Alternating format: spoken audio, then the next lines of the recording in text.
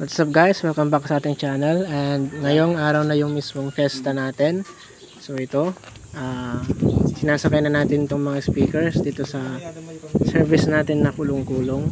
So kulong-kulong lang muna guys. So since nag-uumpisa pa lang tayo. So yan, nakasakay na yung dalawang subscoop, tapos itong MCV. So ayan, kasyang-kasya naman guys. And then ito yung mid-high natin na isa. So yun, samahan nyo kaming araw guys. Tara.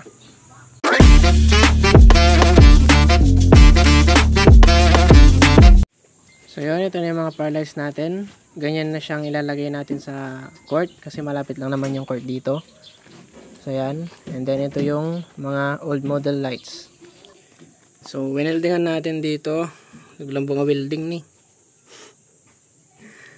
Huwag nyo na lang pansinin yung welding. Yan. Para isasabit na lang siya. Banana light. Tapos yung forehead. Yan. Ito naman, amplifier rack natin. Pinapatuyo na lang natin yung pintura niya. Yan, ito yung mga gamit natin. So, smoke machine. Ito yung ano natin gamit. So, i-assemble na lang natin yan. Tapos, ihahatid na natin. So yan guys, parang kakandidat.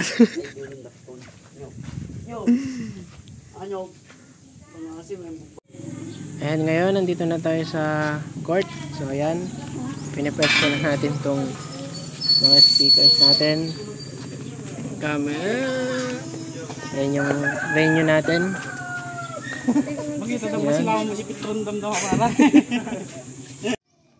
So ayan guys, assemble na natin yung center post. Nandiyan yung isa nating kasama. And then ayan dito, inaayos na yung mga extension sa taas ng center post natin. And then dito yung booth natin. Ayan yung mga wires natin. And then yan yung XLR, yung extension natin na iba, yung mic, and iba pang mga gamit. I-assemble pa dyan. And kukuha pa kami yan ng power supply. So yan yung ating extension or yung ating power distribution na DIY. And then yung fog machine, yung liquid ng fog machine. Then yan yung peso natin guys. And ito yung booth natin. Medyo marami pang ayusin. Nakapwesto na yung power lights natin. I-zoom ko medyo power light.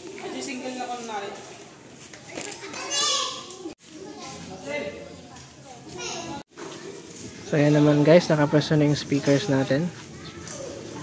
Bale pwede na itong i-test guys. Power supply na lang yung kukunin natin. And pwede na natin siyang i-sound check. So ito yung mga gamit natin. Inaayos pa. So medyo marami pa yung ayusin. Ayan. For reference, ito yung venue natin. Pidong, kaway ka mata! Ito yung isang set ng power lights, 6 din sa kabila.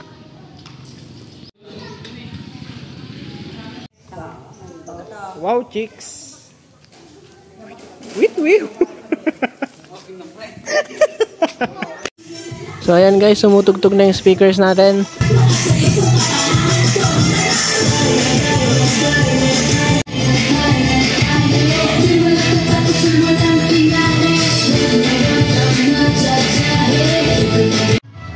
So dito guys, tayo yung tumutugtog, nagpahinga yung banda.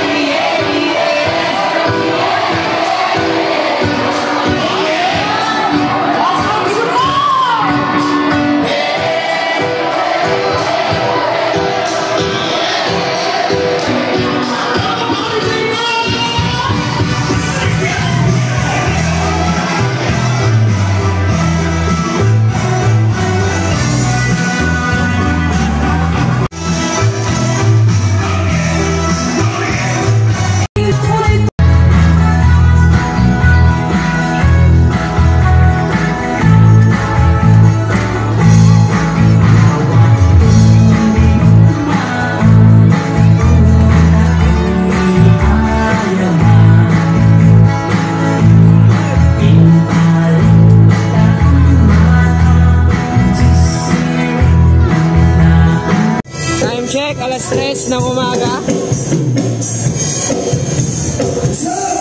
So, ito yung gamit natin. Ayan. Ayan. Ayan. Saka ito. Itong boom yan. Yung dyan lahat. Yung sa banda na yan lahat.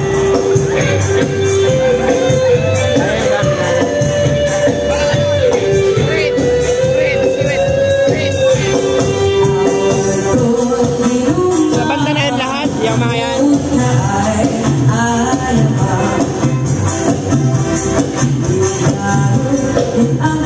Yung gamit natin.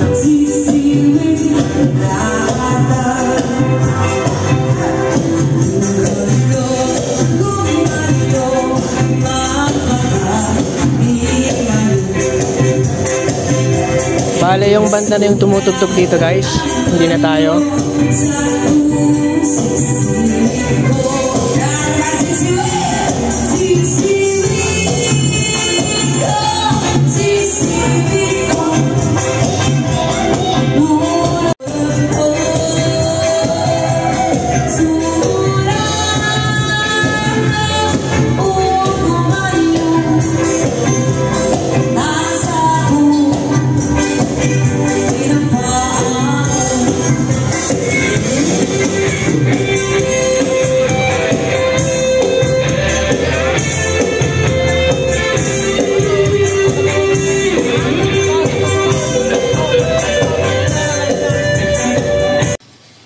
So ayun guys, tapos na yung festa and nairaos naman natin kahit paano. Nagkaroon lang ng konting problema doon kasi nag-overload yung supply, yung power supply kasi yung kable ng kuryente sa may barangay hindi pala nakaayos o hindi siya nakadikit masyado doon sa kable nila mismo.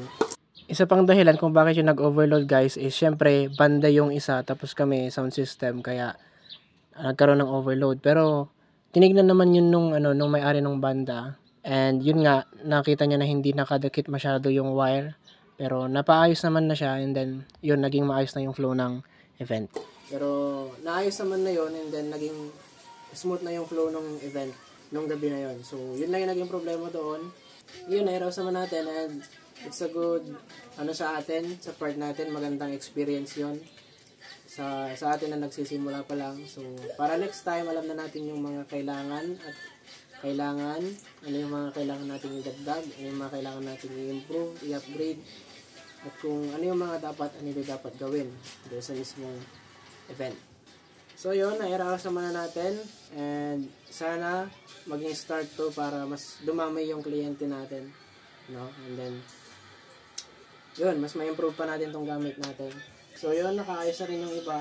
And then hindi na rin kami nakapag-vlog doon sa event namin kinabukasan nun na graduation. So after nung fiesta kasi, uwet kami ng 13 hanggang umaga yon. Tapos diretso kami sa school para sa graduation. So talagang hindi na namin na harap mag-vlog doon kasi sobrang puyat at kapagod.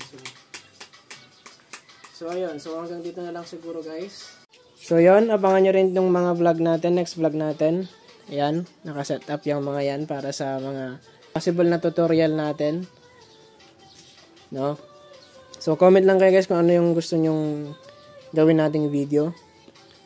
So yun, salamat sa panonood. Don't forget to like, comment, and subscribe sa ating channel. And hit the notification bell para updated kayo. So maraming salamat sa support guys. Kita-kits sa next video.